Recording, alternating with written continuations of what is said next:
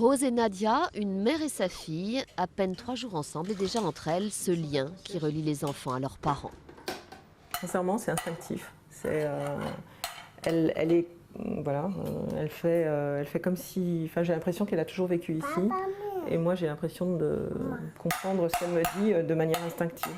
Même si elle me parle en créole, ça va. Rose est arrivée d'Haïti par l'avion gouvernemental du 22 décembre. Nadia attendait cet enfant depuis des mois. En janvier de l'année dernière, alors que Nadia connaissait enfin le prénom de sa future fille, le séisme a balayé tout sur son passage, la crèche où vivait Rose, comme son dossier d'adoption. Le tremblement de terre a tout retardé et laissé des traces chez la petite fille.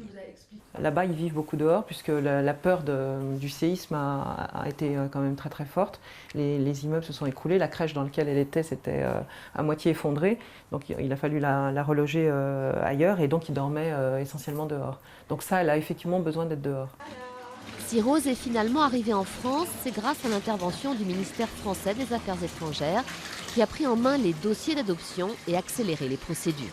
Il y a une accélération de la volonté politique et donc tout a été fait lorsqu'on est arrivé à l'aéroport pour que tous les organismes qui sont liés à l'enfant, que ce soit la CAF, la CPAM, le ministère des Affaires étrangères et la préfecture pour son statut, étaient tous présents. Nadia fera simple pour Noël, quelques jouets mais surtout du calme et des câlins, le temps de faire tranquillement plus ample connaissance.